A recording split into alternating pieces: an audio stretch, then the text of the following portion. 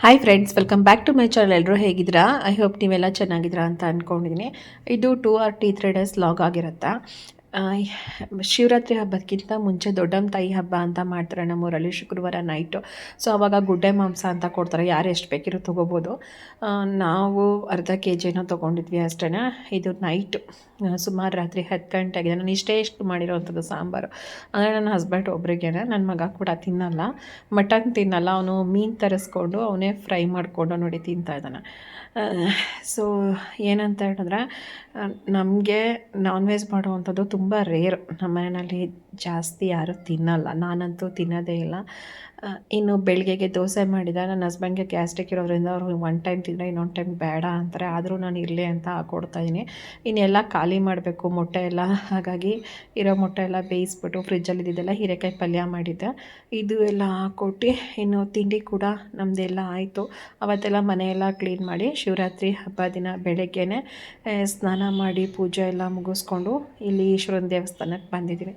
So ಇಲ್ಲೂ ಅಷ್ಟೇ ತುಂಬ ಚೆನ್ನಾಗಿ ಪೂಜೆ ಮಾಡ್ತಾರೆ. ಇವ್ರು ಬಂದಮೇಲಂತೂ ದೇವಸ್ಥಾನನ ಮುಂಚೆ ಅಷ್ಟಾಗಿ ಯಾರೂ ಪೂಜೆ ಮಾಡ್ತಾ ಇರಲಿಲ್ಲ. ಇವ್ರು ವಹಿಸ್ಕೊಂಡ್ಮೇಲಂತೂ ತುಂಬ ಚೆನ್ನಾಗಿ ಪೂಜೆ ನಡೆಯುತ್ತೆ ಈಶ್ವರನ ದೇವಸ್ಥಾನದಲ್ಲಿ. ಮುಂಚೆ ಎಲ್ಲ ನಾನು ನಂಜನಗೂಡಿಗೆ ಹೋಗ್ತಾಯಿದ್ದೆ, ಕಾಲು ಆಪ್ರೇಷನ್ ಆದಮೇಲೆ ಕ್ಯೂನಲ್ಲೆಲ್ಲ ನಿಂತ್ಕೊಳ್ಳೋಕ್ಕಾಗಲ್ಲ ಅಂತ ಹೋಗೋದಿಲ್ಲ. ಮತ್ತು ಒಂದು 5 ಜಾಗರಣೆ ಕೂಡ ಮಾಡಿದ್ದೀವಿ ನಂಜನಗೂಡಲ್ಲಿ. ಇದು ನಂಬಿದಿನಲ್ಲಿ ಮಾದೇವಕ್ಕ ಅನ್ನೋರ ಮನೆಯಲ್ಲಿ ಅರಿಶಿನ ಕುಂಕುಮ ಕರೆದಿರೋರು ಪ್ರತಿ ವರ್ಷ ಗ್ರ್ಯಾಂಡಾಗಿ ಮಾಡ್ತಾರೆ. ಶಿವರಾತ್ರಿ ಹಬ್ಬ ದಿನ ಕಜ್ಜಾಯ ಎಲ್ಲ ಮಾಡಿ ಅವ್ರಿಗೆ ಹೇಗೆ ಟೈಮ್ ಆಗುತ್ತೆ ಉಪ್ಪಿಟ್ಟು, ಕೇಸರಿಬಾತು ಅಥವಾ ಪಲಾವ್ ಈ ಥರ ಎಲ್ಲ ಮಾಡಿ ಊಟಕ್ಕೆಲ್ಲ ಇರ್ತಾರೆ. ಇಲ್ಲಿ ಅರಿಶಿನ ಕುಂಕುಮ ತೊಗೊಳಕ್ಕೆ ಬಂದಿದ್ವಿ. ನಮ್ಮ ಮನೆಯಲ್ಲಿ ಇವತ್ತೇನೂ ಅಡುಗೆ ಇಲ್ಲ, ಯಾಕಂದರೆ ನಾನು ಉಪವಾಸ ಮಾಡ್ತಾಯಿದ್ವಿ. ಹಾಗಾಗಿ ಇನ್ನು ಸಂಜೆ ಈಶ್ವರನ ದೇವಸ್ಥಾನದಲ್ಲಿ ಪ್ರಜಾಪಿತ ಬ್ರಹ್ಮಕುಮಾರಿ ಆಶ್ರಮದವ್ರ ಕಡೆಯಿಂದ ಈ ರೀತಿ ಶಿವಲಿಂಗದ ಸೆಟಪ್ ಎಲ್ಲ ಮಾಡಿದರು. ತುಂಬಾ ಚೆನ್ನಾಗಿತ್ತು. ಈ ರೀತಿ ಎಲ್ಲ ಇಷ್ಟು ಲಿಂಗದ್ದೆಲ್ಲ ಮಾಡಿರೋ ಅಂಥದ್ದು. ಅಂದರೆ ಐಶ್ವರ್ಯ ರಾಯ್ ಪೆಟ್ರೋಲ್ ಬಂಕ್ ಹತ್ರ ಕೂಡ ಜ್ಯೋತಿರ್ಲಿಂಗೇಶ್ವರದ್ದು ಸೆಟ್ಟದೆಲ್ಲ ಮಾಡಿದ್ದೀವಿ, ಅಲ್ಲೂ ಕೂಡ ಬನ್ನಿ ಅಂದ್ಬಿಟ್ಟು ಅಂತ ಹೇಳ್ತಾರೋ. ಇನ್ನಿಲ್ಲಿ ಪ್ರಸಾದಕ್ಕೆ ಸಿಹಿ ಪೊಂಗಲ್ ಮಾಡ್ತಾಯಿದ್ರು.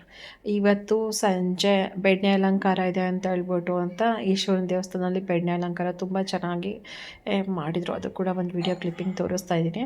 ಇವರು ಅವಲಕ್ಕಿ ಪ್ರಸಾದ ಮತ್ತು ಅವಲಕ್ಕಿ ಬಾಳೆಹಣ್ಣು ಇದೆಲ್ಲ ರಸಾಯನ ಇರೋದಲ್ಲ, ಆ ರೀತಿ ಕೂಡ ಮಾಡಿಸ್ತಾ ಇದ್ದಾರೆ. ಮತ್ತು ಬೆಲ್ಲದ ದೀಪ ಹಚ್ಚೋವಂಥವ್ರು ಈ ರೀತಿ 365 ಬತ್ತಿ ಸೇರಿಸಿ ಹಚ್ತಾರಲ್ಲ, ಅದು ಕೂಡ ಎಲ್ಲ ಮಾಡ್ತಾಯಿದ್ದಾರೆ. ಇಲ್ಲಿ ನೋಡಿ, ಅಷ್ಟು ಚಿಕ್ಕ ಹುಡುಗಿ ಚೆನ್ನಾಗಿ ಆಟ ಆಡ್ತಾಯಿತ್ತು. ಅಂದರೆ ಆಟ ಅಂದರೆ ದೇವ್ರಿಗೆ ನಮಸ್ಕಾರ ಮಾಡೋದಿರ್ಬೋದು ಅಥವಾ ಕುಂಕುಮ ಇಕ್ಕೊಳ್ಳೋದಿರ್ಬೋದು, ಅದೆಲ್ಲ ಚೆನ್ನಾಗಿ ಮಾಡ್ತಾಯಿತ್ತು. ನಮಗೂ ಈ ರೀತಿ ನೋಡಿದಾಗ ಆಸೆ ಆಗುತ್ತೆ, ನಮಗೂ ಹೆಣ್ಮಕ್ಳು ಇಲ್ವಲ್ಲ ಅಂತ ಅನ್ನಿಸ್ತಾ ಇರುತ್ತೆ. ನಂಗಂತೂ ಇದ್ರೆ ಇನ್ನೂ ಪುಟ್ಟ ಮಕ್ಕಳನ್ನೆಲ್ಲ ನೋಡಿದಾಗ ನನ್ನ ತಂಗಿ ಮಗಳೂ ಹಿಂಗೆ ಆಗ್ತಾಳೇನೋ ಅಂತ ಅನಿಸುತ್ತೆ.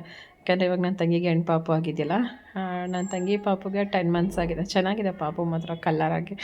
ಆವಾಗ ಅನಿಸ್ತಾ ಇರುತ್ತೆ ನನ್ನ ತಂಗಿ ಪಾಪು ನಿಂಗೆ ಆಗುತ್ತೆ ಅಂದ್ಬಿಟ್ಟು ಅಂತ. ಸೊ ಅದರದ್ದು ಹಾಗೆ ಒಂದು ವಿಡಿಯೋ ಕ್ಲಿಪ್ಪಿಂಗ್ ತೆಗೆದಿದ್ದೀನಿ. ಈ ದೇವಸ್ಥಾನಕ್ಕೆ ಹಬ್ಬಗಳ ಟೈಮಲ್ಲಂತೂ ಸಿಕ್ಕಾಪಟ್ಟೆ ರಶ್ ಇರುತ್ತೆ. ಹತ್ರ ಇದ್ದರೆ ಪರವಾಗಿಲ್ಲ, ಬಟ್ ದೂರ ಎಲ್ಲ ಅಂತೂ ಹೋಗೋಕ್ಕಾಗಲ್ಲ. ನಂಜನಗೂಡಲ್ಲಿ ಅವಾಗ ನಾವು ಹೋಗ್ಬೇಕಾದ್ರೆ ಚೆನ್ನಾಗಿತ್ತು. ಬೆಳಗಾನ ಜಾತ್ರೆ ಎಲ್ಲ ಇರ್ತಾಯಿತ್ತು, ಮತ್ತು ಅಲ್ಲೆಲ್ಲ ಸ್ಟೇಜ್ದು ಶೋಗಳು, ಭರತನಾಟ್ಯ, ಹರಿಕಥೆ, ಡ್ಯಾನ್ಸ್ ಪ್ರೋಗ್ರಾಮ್ಸ್ ಎಲ್ಲ ಇರ್ತಾಯಿತ್ತು, ಚೆನ್ನಾಗಿರ್ತಾಯಿತ್ತು. ಬಟ್ ಇವಾಗ ರೇರ್, ಏನು ಮಾಡೋಕ್ಕಾಗಲ್ಲ. ತುಂಬ ಜನ ಅಂತಾರೆ, ಅಯ್ಯೋ ಆಗಲೇ ಆಪ್ರೇಷನ್ ಆಗಿ 2.5 ವರ್ಷ ಆಗಿದೆ, ಇನ್ನೂ ಹುಷಾರಿಲ್ಲ ಅಂತ ಹೇಳ್ತಾಳೆ ಅಂದ್ಬಿಟ್ಟು ಅಂತ. ಬಟ್ ಅವ್ರವ್ರ ನೋವು ಅವ್ರವ್ರಿಗೆ ಗೊತ್ತಿರುತ್ತೆ. ನಾವು ಎಷ್ಟೇ ದೇವ್ರು ಮಾಡ್ಬೋದು, ಏನೇ ಮಾಡ್ಬೋದು, ಆದರೆ ನಮ್ಮ ಕರ್ಮಗಳಂತ ಇರುತ್ತಲ್ಲ, ಆ ಕರ್ಮಗಳೆಲ್ಲ ಕಳೆದಾಗ್ಲೇ ನಮಗೂ ಕೂಡ ಅದು ಕ್ಲಿಯರಾಗಿ ಎಲ್ಲ ಒಳ್ಳೆಯದಾಯಿತು ಅಂತ ಹೇಳೋದು. ಬಟ್ ಅಲ್ಲಿ ತನಕ ನಾವು ತಾಳ್ಮೆಯಿಂದ ಕಾಯಬೇಕು ಅಷ್ಟೇ. ಇದು ನಾನು ಕಲ್ತಿರೋ ಅಂಥದ್ದು. ಯಾರು ಏನೇ ಅಂದ್ಕೊಂಡ್ರು ಭಗವಂತನಿಗೆ ಗೊತ್ತು ನಮಗೆ ನೋವಿದೆಯಾ ಇಲ್ವಾ, ಸಂಕಟ ಇದೆಯಾ, ಏನಿದೆ ನಮ್ಮ ಕಷ್ಟ ಅನ್ನೋದು ಅಂತ. ಸೊ ಹಾಗಾಗಿ ಜನಗಳ ಹತ್ರ ನಾವು ಏನೇ ಹೇಳ್ಕೊಂಡ್ರು ಅದು ಯಾವುದಕ್ಕೂ ಪ್ರಯೋಜನ ಇಲ್ಲ.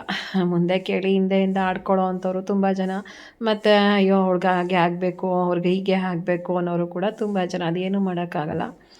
ಸೊ ಎಲ್ಲ ಭಗವಂತನಿಗೆ ಬಿಟ್ಟಿದ್ದು. ಇನ್ನು ದೇವಸ್ಥಾನದಲ್ಲಿ ಪೂಜೆ ನಡೀತಾ ಇದೆ ನೋಡಿ, ಎಷ್ಟೊಂದು ಜನ ಇದ್ದಾರೆ ಅಂತ ಹೇಳ್ಬಿಟ್ಟು ಅಂತ. ನಾನು ಹೇಳ್ದಂಗೆ ತುಂಬಾ ಚೆನ್ನಾಗಿ ಪೂಜೆ ಮಾಡ್ತಾರೆ. ಮತ್ತು ಸಿಹಿ ಪೊಂಗಲ್ಲು, ಹಾಗೆಯೇ ಬಾಳೆಹಣ್ಣಿನ ರಸಾಯನ ಅದೆಲ್ಲ ಪ್ರಸಾದ ಕೊಟ್ಟರು. ನನ್ನ ಹಸ್ಬೆಂಡ್ ಆಗಲೇ ಬಂದುಬಿಟ್ಟಿದ್ರು. ಸೊ ಹಾಗಾಗಿ ನಾವು ಜಸ್ಟ್ ಎಲ್ಲ ಪೂಜೆ ಮಾಡಿಕೊಂಡು ಅಲ್ಲಿ ಪ್ರಸಾದ ಇಸ್ಕೊಂಡು ಬಂದುಬಿಟ್ವಿ. ನಮ್ಮ ಮನೆಗೆ ಬಂದು ನಾನು ಸಂಜೆನೇ ಹೋಗಿದ್ದೆ ಅಲ್ವಾ, ಇನ್ನು ಈ ಚಾನಲೆಲ್ಲ ದೀಪ ಹಚ್ಬಿಟ್ಟು ದೇವ್ರ ಮನೆಯಲ್ಲೆಲ್ಲ ನೀಟಾಗಿ ಮತ್ತೆ ಪೂಜೆ ಮಾಡಿದ್ದೀನಿ.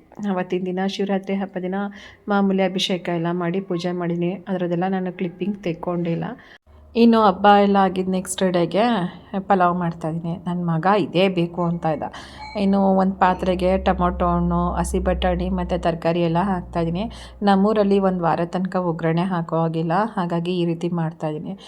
ನಾವು ದೋಸೆ, ಚಪಾತಿ, ರೊಟ್ಟಿ ಆ ರೀತಿ ಎಲ್ಲ ಮಾಡೋ ಹಾಗಿಲ್ಲ. ಯಾವುದೇ ಥರ ಬೆಂಡೆಕಾಯಿ ಹುರಿಯೋದು ಆ ರೀತಿ ಕೂಡ ಮಾಡೋ ಹಾಗಿಲ್ಲ. ಹಾಗಾಗಿ ಇಡೀ ಊರಲ್ಲೇ ಅದನ್ನು ಫಾಲೋ ಮಾಡ್ಕೊಬರ್ತಾರಲ್ವ, ಸೊ ನಾವು ಹಾಗೇ. ಇನ್ನು ಅರಿಶಿನದ ಪುಡಿ ಹಾಕಿ ಪಲಾವ್ ಎಲೆ, ಸ್ವಲ್ಪ ಸ್ಟಾರು, ಮರಾಠಿ ಮೊಗ್ಗು ಹಾಕಿದ್ದೀನಿ. ಇನ್ನು ಉಪ್ಪು ಹಾಕ್ತಾಯಿದ್ದೀನಿ. ನೋಡಿ, ಇದು ಒಂದು ರೀತಿ ಹಸಿ ತಳದ ಮಡಿಕೆಗೆ ಎಣ್ಣೆ ಹಾಕೋದು ಅಂತ ಹೇಳ್ತಾರೆ ನಮ್ಮ ಕಡೆ.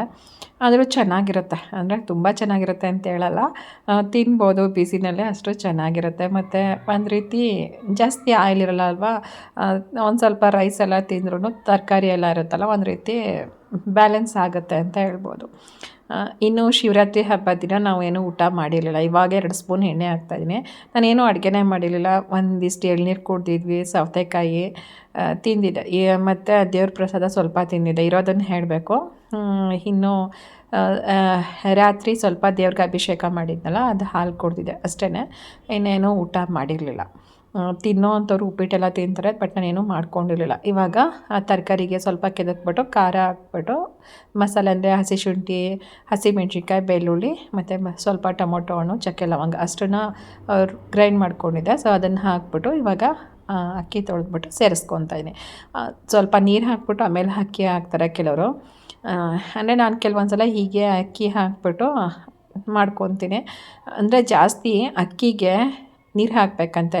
ಫಸ್ಟು ಪಾತ್ರೆಗೆ ನೀರು ತೊಗೊಬಿಟ್ಟು ಅಕ್ಕಿ ಹಾಕಬಾರ್ದು, ಅದರಿಂದ ಮನೆಯಲ್ಲಿ ಸಾಲ ಜಾಸ್ತಿ ಆಗುತ್ತೆ ಅಂತ ಹೇಳ್ತಾರೆ. ಸೊ ನೋಡಿ, ಫಾಲೋ ಮಾಡೋಕ್ಕೆ ಇಂಟ್ರೆಸ್ಟ್ ಇದ್ದರೆ ಫಾಲೋ ಮಾಡಿ. ನೋಡಿ, ಇವಾಗ ನಾನು ಇದನ್ನು ಅಕ್ಕಿನ ಕೆದಕ್ಬಿಟ್ಟು ಇವಾಗ ಎಷ್ಟು ಬೇಕಷ್ಟು ಮಿಕ್ಸಿ ಜಾರ್ನ ತೊಳ್ಕೊಂಡು ನೀರು ಹಾಕ್ತಾಯಿದ್ದೀನಿ. ಟೊಮೊಟೊ ಹಣ್ಣು ಜಾಸ್ತಿ ಕಟ್ ಮಾಡಿ ಹಾಕಿದ್ರೆ ಅದರಲ್ಲಿ ಸೀಡ್ಸ್ ಎಲ್ಲ ಇರುತ್ತಲ್ವ, ಸೊ ಕಿಡ್ನಿ ಸ್ಟೋನ್ ಆಗುತ್ತೆ ಅಂತಾರೆ ಅಂದ್ಬಿಟ್ಟು ಅಂತ ಸ್ವಲ್ಪ ಹಾಕಿ ಸ್ವಲ್ಪ ಗ್ರೈಂಡ್ ಮಾಡಿ ಹಾಕ್ತೀನಿ ನಾನು ಯಾವಾಗಲೂ ಅಷ್ಟೇ. ಚೆನ್ನಾಗಿತ್ತು ಮಾತ್ರ ಪಲಾವು, ಸ್ವಲ್ಪ ಜ್ಯೂಸಿಯಾಗಿ ಬಂದಿತ್ತು. ಇವಾಗ ನೋಡಿ ಸರ್ವ್ ಮಾಡ್ತಾಯಿದ್ದೀನಿ. ಇನ್ನು ಆ ಕಡೆ ಸಾಂಬಾರಿಗೂ ಕೂಡ ರೆಡಿ ಮಾಡಿಬಿಟ್ಟು ಕಿಚನೆಲ್ಲ ಕ್ಲೀನ್ ಮಾಡ್ಕೋಬೇಕು ಇನ್ನು ಹಬ್ಬಕ್ಕೆ. ಹಾಗಾಗಿ ಸೊ ವೀಡಿಯೋನ ನಾನು ಜಾಸ್ತಿ ಮಾಡ್ಕೊಂಡಿಲ್ಲ, ಇಷ್ಟಕ್ಕೇ ಎಂಡ್ ಮಾಡ್ತಾಯಿದ್ದೀನಿ. ನೋಡಿ ಪಲಾವ್ ಎಷ್ಟು ಚೆನ್ನಾಗಿ ಬಂದಿದೆ ಅಂತ, ಕಲರೆಲ್ಲ. ಎಣ್ಣೆ ನಮ್ಮ ಮನೆಯಲ್ಲಿ ಅಭ್ಯಾಸ ಆಗಿಬಿಟ್ಟಿದೆ, ಎಣ್ಣೆ ಎಲ್ಲ ಕಡಿಮೆನೇ ಹಾಕುವಂಥದ್ದು. Thank you.